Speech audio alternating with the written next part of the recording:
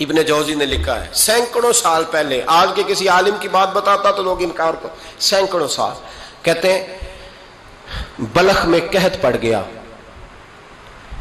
لوگ ہجرت کر کے سمرقند آ گئے، ایک سیدوں کا خاندان بھی آیا، ایک ایسی خاتون بھی آئی جس کے ساتھ 3 بیٹیاں تھی، بیٹا بھی کوئی نہیں، خاوند فوت ہو گیا، مسجد کے ساتھ مہمان خانے بنے ہوتے تھے، وہاں اس نے بچوں کو ٹھہرایا اور نکلی سمرقند میں کہ کوئی آدمی مل جائے، تو وہ سیٹھ صاحب چودھری صاحب کہنے لگے مجھے کیسے پتا چلے گا تو سید ہے، مجھے بتاؤ، کسی کو چوک میں کھڑا کر کے کہا جائے بتاؤ تو کون ہوتا ہے، اس شخص کا کیا اشر ہوتا ہے، کیا حال ہوتا ہے، کہا کیسے پتا چلے گا؟ تو سید زادی نے اپنا پلو کھولا اور اپنے آنسو دونوں آنکھوں سے صاف کیے تو کہنے لگی اللہ تیرا بھلا کرے، میں ثابت نہیں کر سکتی کہ میں حضور کا خاندان، میرے پاس کوئی دلیل نہیں، میں نہیں بتا سکتی، چل ٹھیک ہے، چلی گئی۔ کسی نے بتایا کہ یہاں ایک یہودی بھی رہتا ہے، وہ بڑا سخی ہے، یا آتش پرست ہے، یا پارسی ہے کافر غیر، سخی بڑا ہے، اس کے پاس گئی، بیٹھی رہی، لوگ بیٹھے تھے، جب چلے گئے تو قریب گئی، کہنے لگی مجبور ہوں، پریشان ہوں، غریب نہیں ہوں۔ کہنے لگا بی بی تجھے کبھی دیکھا نہیں، سمرقند کی اتنی آبادی نہیں، میں سارے شہر، تو کون ہے؟ تو کہنے لگی تعارف نہ ہی پوچھے تو اچھا ہے۔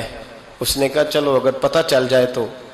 کہنے لگی میں مسلمانوں کے نبی کی اولاد ہوں، مسلمانوں۔ اس نے کہا پیغمبر خدا کی اولاد؟ اٹھ کے کھڑا ہو گیا، بی بی کو ساتھ لیا، گھر گیا، کہنے لگا جو صاف ستھرا کمرہ ہے نا اسے پھر دھو ڈالو، ایک دفعہ پھر دھو ڈالو۔ کمرہ دھلایا، صاف کرایا، پھر کہنے لگا بی بی میرے برتن زیادہ صاف ستھرے نہیں، میں نئے نہ خرید کے لا دوں۔ پھر نئے برتن لایا، پھر اپنے بچوں سے کہنے لگا اونچا نہ بھولنا، یہ سیدہ فاطمہ کی شہزادیاں آئی ہیں، یہاں کوئی شخص اونچی بات نہ کرے۔ پھر کہنے لگا بی بی جو میرا بالکل طیب اور حلال رزق ہے نا، یہ اس میں سے لنگر ہے، لیکن چونکہ میں غیر مسلم ہوں، مجھے سلیقے نہیں آتے، جیسا تیسا بھی ہو نا اسے قبول کر لینا۔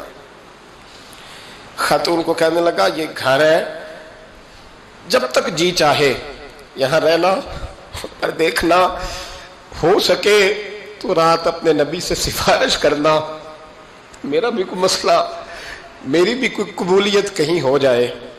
وہ مسلمان کہلانے والا رات کو سویا، کہتے جنت سجی ہوئی ہے، لوگ جنت میں جا رہے ہیں، لائنیں لگی ہوئی ہیں، نبی پاک لوگوں کو جنت میں بھیج رہے ہیں، میں بھی دوڑ کے لائن میں لگ گیا، فرشتے نے میرا بازو پکڑا، کہا پیچھے ہٹ، تو میں دوڑ کے حضور کی بارگاہ میں گیا، میں حضور سارے جنت میں جا رہے ہیں، یہ مجھے نہیں جانے دیتا۔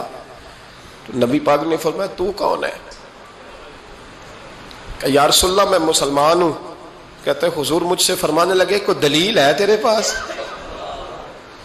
دلیل ہے کوئی تیرے پاس؟ میں چپ کر گیا۔ فرمایا میری بیٹی تیرے دروازے پر آ ہی گئی تھی تو دلیلیں پوچھنے لگ گیا تھا۔ فرمایا جا دوڑ جا۔ سویرے آنکھ کھلی تو گلیوں میں ڈھونڈتا پھرتا ہے، تلاش کرتا پھرتا ہے، کونے کونے میں جاتا ہے وہ سادات کا گھرانہ کہاں گیا، ڈھونڈتے ڈھونڈتے اس غیر مسلم کے دروازے پہ جا کے پہچان لیا۔ تو کہنے لگا خدا کا واسطہ جو تو نے نوکری کی ہے نا ان کی مجھ سے 11 گنا لے لے، یہ سادات کا گھر مجھے دے دے۔ تو کہنے لگا کل تو آتا تو شاید بات اور ہوتی، آج بات اور ہے۔ اس نے کہا مہربانی کر، کہا نہیں نہیں کل تو آتا تو معاملہ اور تھا، آج معاملہ آج اور ہے، رنگ بدل گیا ہے، حالات تبدیل ہو گئے ہیں، اب تو دیکھ داکھ کے آیا، جا دوڑ جا۔ کہنے لگا نہیں مہربانی کر دے دے، تو غیر مسلم میں تیرا کیا تعلق؟ کہنے لگا چپ کر، غیر مسلم میں کل تک تھا، کل سے سجدوں سے پیار کیا ہے تو میرے حالات سنور گئے ہیں، وہ جو نظارے تو نے رات خواب میں دیکھے ہیں میں نے جاگتی آنکھوں سے دیکھے ہیں، میں نے جاگتی آنکھوں سے، اور تو نے کسی مفتی پیر عالم کے ہاتھ پہ کلمہ پڑھا ہے، میں نے رات محمد عربی کے ہاتھ پہ کلمہ پڑھا ہے۔ حضرت عمر جب نعرہ لگاتے نا تو کیسر و کسرا کانپتے، سفیر آتے روم کے ملنے کے لیے تو کہتے جاؤ عمر نفل پڑھ رہے ہیں، ٹائم کوئی نہیں۔ ایک دن اندر میٹنگ ہو رہی تھی، حضرت عمر میٹنگ میں بیٹھے تھے، آپ کے بیٹے ملنے آئے عبداللہ ابن عمر. ابا جی اندر آ جاؤ. فرمایا دروازے پہ کھڑا ہو, میں ضروری بات کر رہا ہوں, اندر نہ آنا. جناب عبداللہ ابن عمر کہتے ہیں میں دروازے پہ کھڑا ہو گیا. تھوڑی دیر گزری تو امام حسین بھی آ گئے. ایک حدیث میں ایک روایت میں امام حسن کا لفظ بھی ہے. امام حسین آئے, آ کے عبداللہ ابن عمر سے کہنے لگے عمر فاروق اندر ہیں؟ تو کہا وہ اندر تو ہے. تو کہا آپ کیوں دروازے پہ کھڑے ہیں؟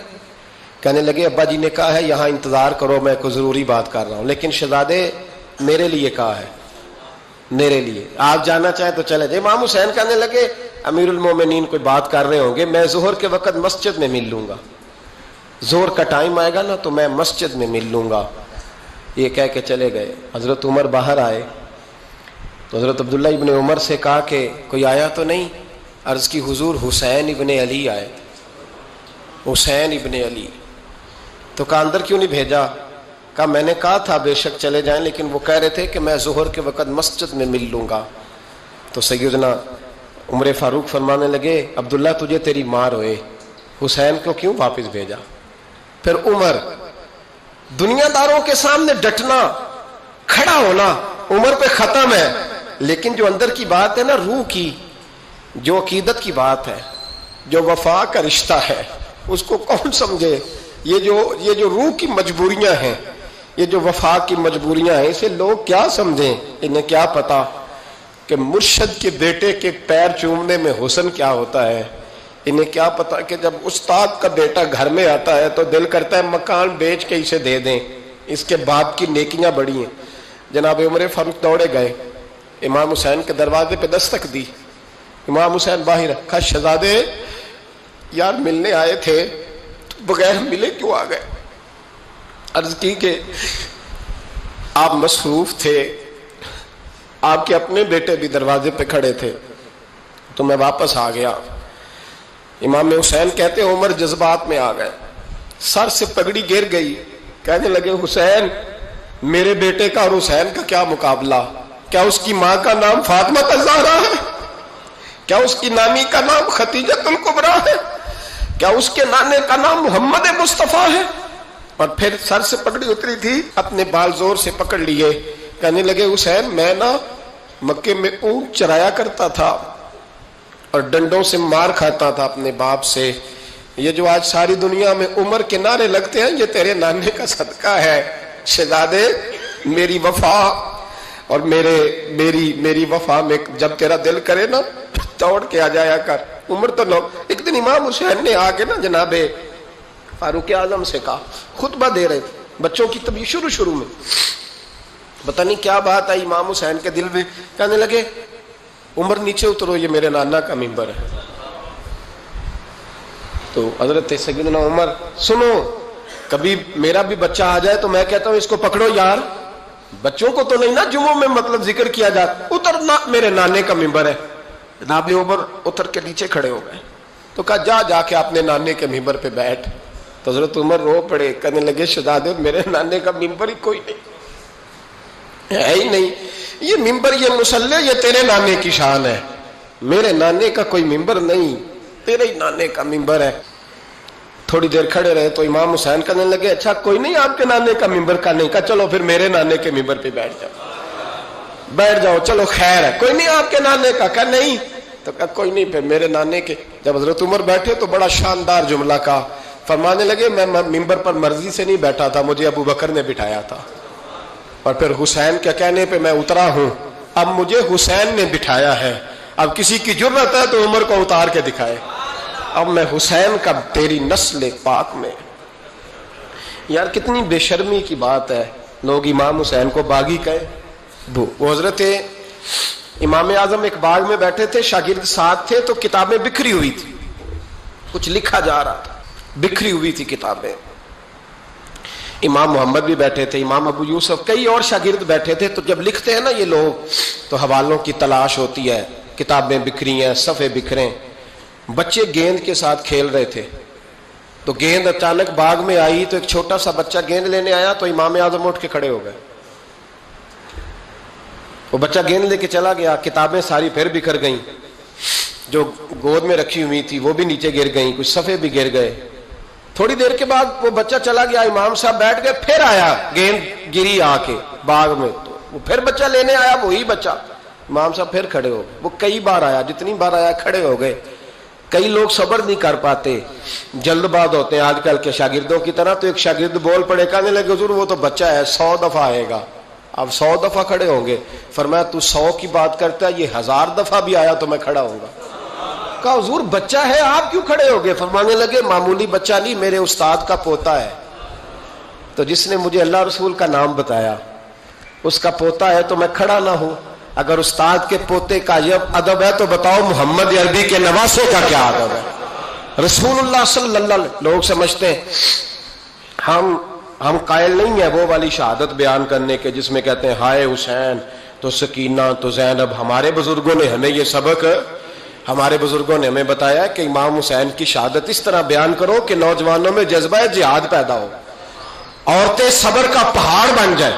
اس طرح شہادت ہم وہ والی. لیکن ایک بات ضرور ذہن میں رکھیں, یہ جو لوگ کہتے ہیں نا بڑے مظلوم تھے پانی نہیں آ سکا, میرے سے حوالہ دیکھے جس نے دیکھنا ہے, میرے سے حوالہ دیکھے, میرے سے.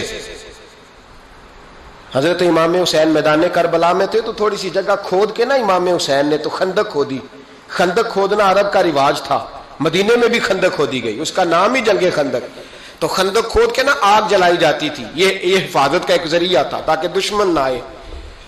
تو امام حسین نے اپنے خیمے کے سامنے خندق کھود کے اس میں آگ جلائی تاکہ پردہ رہے, عورتوں کے پاس کوئی دشمن نہ آئے. تو ایک شخص سامنے کھڑا ہو کے کہنے لگا حسین تو نے دنیا میں ہی آگ جلا لی ہے. معاذ اللہ ثم معاذ اللہ. کہنے لگا آگے تو آگ ملے گی, یہاں جلا لی ہے.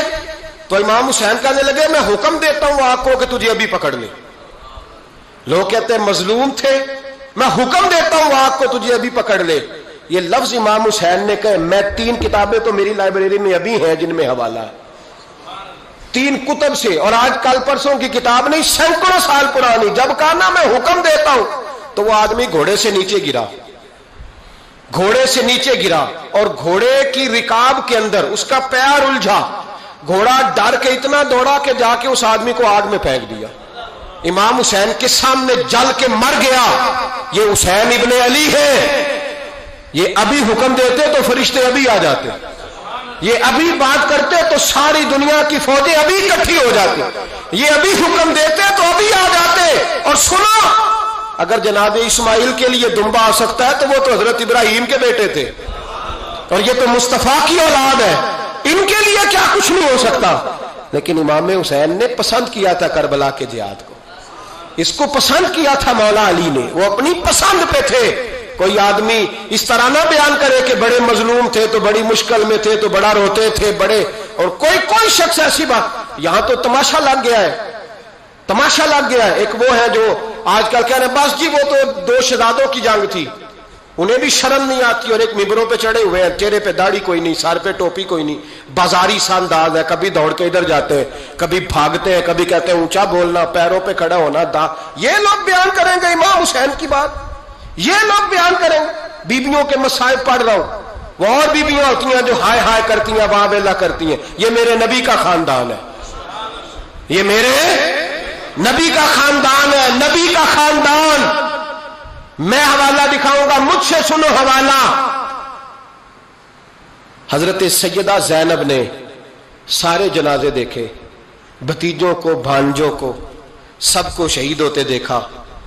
عورتیں ڈرتی میت کو ہاتھ نہیں لگاتی, چیختی ہیں بیبیاں. لیکن حضرت جناب زینب نے پتہ کیا دیکھا تھا, وہ سننا ذرا. امام حسین کی لاش مبارک کربلا میں پڑی تھی, اور امام حسین کا سر کاٹ کے نیزے پہ چڑھایا گیا تھا, اور وہ بیبیوں کے سامنے خالی سر چڑھ رہا تھا, اور سینکڑوں میل کا سفر کر کے دمشق کے بازاروں سے گزرتا وہ سر گیا. آج میں سر کی بات نہیں کرتا, سر کی. آپ مرد ہیں, جوان ہیں سارے, یہاں کسی کا کٹا ہوا ہاتھ پھینک دیا جائے نا, ہاتھ تو لوگ چیخے مار کے دوڑ جائیں گے, بلکہ ہاتھ تو دور رہا, کسی کی انگلی کاٹ کے یہاں پھینکی جائے تو لوگ چیخے مار کے مرد دوڑ جائیں گے. لیکن کٹا ہوا سر دیکھا, لاشیں دیکھے. یزید کا دربار آیا, بی بی صاحبہ کو نا ایسے عورتوں نے اپنے حالے میں لیا ہے. سیدہ زینب وہاں بیٹھ گئیں. تو جب بولا نا یزید دربار میں, کہنے لگا کہ دیکھو اللہ نے عزت والوں کو عزت دی, معاذ اللہ ثم معاذ اللہ. اور میرے مخالفین کا کیا حشر ہوا جب اس نے دیکھیں نا، ایک آدمی مجبور ہے، مقہور ہے، اتنا لمبا سفر ہے، غربت ہے، پیاس ہے، بیماری ہے، کیا انداز ہے جب اس عالم میں یزید کے دربار میں اس نے گستاخی کی امام حسین کی. یہاں لوگ کہتے ہیں کسی کو کچھ نہ کہو، کہ کیوں نہ کچھ کہیں، جو سیدنا امام حسین کے بارے میں بات کرے گا زبانیں کھینچیں گے اس کی، جو صحابہ کے بارے میں بات کرے گا ہم کرنے دیتے ہیں. یہ کیا بات ہوئی؟ گستاخی کرنا، بے ادبی کرنا، یہ کون سا دین ہے؟ یہ تو تم بے دینی پھیلا رہے ہو. سنو، جب اس نے بے ادبی کی تو سیدہ زینب چپ نہیں رہی، بلکہ حضرت زینب بولی اور کھڑی ہوئی، اور آپ نے تلاوت کی قرآن مجید کی اور آیتیں پڑھی، کہنے لگی وَتُعِزُّ مَن تَشَاءُ وَتُذِلُّ مَن تَشَاءُ بِیَدِکَ الْخَیرُ. اور آپ فرمانے لگی یزید تو کہتا ہے تیرے مخالفین پسپا ہو گئے، تجھے عزت ملی. آپ فرمانے لگے یہ تیرا دربار ہے نا، یہ تیرا سجا ہوا ہے نا، تیرا اس وقت ڈنڈا چلتا ہے نا. فرمانے لگی چند سال ٹھہر جا، تیرے اوپر لوگ لعنتیں برسائیں گے. اور فرمایا جب جمعے پڑھے جائیں گے تو لوگ میرے حسین کے نام کے خطبے پڑھیں گے. فرمایا آج یہ تیرا دربار ہے نا. حضرت نعمان بن بشیر صحابی رسول تھے، وہ کہتے ہیں میرے قریب ایک نابینا صحابی بیٹھا تھا، سنو حوالہ میں دکھاؤں گا. کہنے لگے میرے قریب اس وقت یزید کے دربار میں ایک نابینا صحابی بیٹھے تھے. جب بی بی زینب نے یہ بات کی نا تو وہ نابینا صحابی میرا ہاتھ پکڑ کے کہنے لگے نعمان علی آ گئے ہیں، یہ تو علی کی آواز ہے، علی آ گئے. جبریل امی بول رہے ہو جیسے، حکمت کے گوہر رول رہے ہو جیسے، دربار دمشق میں وہ زینب کا خطاب منبر پہ علی بول رہے ہو جیسے. کہنے لگے علی آ گئے، علی، یہ تو علی کی آواز ہے. جناب نعمان بن بشیر کہنے لگے نہیں، علی جب بولتے تھے تو بڑا رنگ ہوتا تھا، ابھی تو زینب کھل کے بول ہی نہیں رہی، ابھی تو زینب ستائی ہوئی ہے، ابھی تو زینب زخم کھا کے آئی ہے، ابھی تو زینب پیاسی ہے. کاش زینب تر و تازہ ہوتی تو زینب خطبہ پڑھتی تو علی کی طرح گرجدار آواز نکلتی. یزید کے محل کانپتے، جبریل امی بول رہے ہوں جیسے، حکمت کے گوہر رول رہے ہوں جیسے، دربار دمشق میں بی بی زینب کا خطاب منبر پہ علی بول رہے ہوں جیسے. وہ مسکینوں کی طرح منتیں نہیں کر رہے تھے، ہائے پانی ان کا مزاج ہی نہیں تھا، بلکہ وہ دلیر لوگ تھے، دلیر، اور بر موقع بر محل بولتے تھے. یزید آیا دربار میں، جب یہ سارا قافلہ وہاں پہنچا تو یزید دربار میں آیا، اور جب وہ دربار میں آیا تو بادشاہوں کا طریقہ ہے، گاڑیاں، اب ہمارے بادشاہوں نے روٹر والی گاڑیاں رکھی ہوئی ہیں، وہ یوں چلتی ہیں، شور ہوتا ہے پیچھے. اس زمانے میں کہا جاتا تھا با دبا ملازہ ہوشیار، پیچھے ہٹ جاؤ، نعرے لگنے لگے. تو یزید کا ایک ناخلف بیٹا امام زین العابدین سے کہنے لگا تیرا باپ کہاں ہے؟ دیکھ یہ میرے باپ دادا کے نعرے، دیکھ میرے باپ کے نعرے، تیرے کدھر ہے؟ ابھی یہ بات شروع اس نے کی تھی کہ دمشق کی جامع مسجد میں زور کی اذان ہو گئی، اور جب مؤذن نے کہا نا اشہد ان محمد رسول اللہ، تو امام زین العابدین اس کا ہاتھ پکڑ کے کہنے لگے یہ میرے نانا کے نعرے لگ رہے ہیں، اگر تیرا ہے تو بتا، یہ میرے نانا کے نعرے ہیں. اور فرمایا تیرے باپ کے 2-2.5 سال لگیں گے، میرے نانے کے قیامت کے بعد بھی لگیں گے، میرے نانے کے نعرے قیامت کے یہ لگتے رہیں گے، لگ رہے ہیں اور لگتے تھے اور لگتے رہیں گے. میرے بھائی یاد رکھو، دلیری، ہمت، پہلی بات ان سے پیار کرنا ہے، دوسرا ان کی ہمت، ان کا مقام دلیری کرنا ہے، ان کا کام ہمت کرنا ہے، ان کا کام ڈٹ جانا ہے. کمزوری دکھانا اہل بیت کا طریقہ ہوتی. حضرت عباس کے بازوؤں میں درد ہوتی، جناب زینب پھر پریشان ہوتی ہیں کہ ہم تو اس بے حیائی کے خلاف لڑے اور امت ابھی یہ گند کر رہی ہے. جو چوکوں میں کھڑا ہوتا ہے نا عورتوں کو تاڑتا ہے، وہ یزید کے طریقے پہ عمل کرتا ہے. یہ دلائل ہے، آپ سوچ لیں، اندازہ کر لیں کہ ہم نے کس جماعت میں کھڑے ہونا ہے. اس لیے گند سارا نکالیں. امام حسین کا ایک پیغام آج اپنانا بڑا ضروری ہے. امام حسین نے سر سجدے میں کٹایا اور قرآن کی تلاوت نیزے کی نوک پہ بھی جاری رہی ہے. اس لیے آج کم از کم 10 نفل امام حسین کی سنت سمجھ کے ضرور پڑھیں گے انشاءاللہ. جنہوں نے روزہ رکھا ہے بڑا اچھا کیا ہے. چلو جو نہیں رکھ سکے پھر بھی نفلی ہے، کوئی فرض نہیں، کم از کم 3 دفعہ سورت یاسین کی تلاوت آج ضروری ہے امام حسین کے لیے. کریں گے انشاءاللہ تعالی. اگر وہ نیزے کی نوک پہ پڑھ سکتے ہیں تو آپ ان کی خاطر بھی تو پڑھ ہی سکتے ہیں نا. تو بہت ضروری کام آج نفل پڑھنا ہے، اور بہت ضروری کام آج قرآن پاک کی تلاوت کرنا.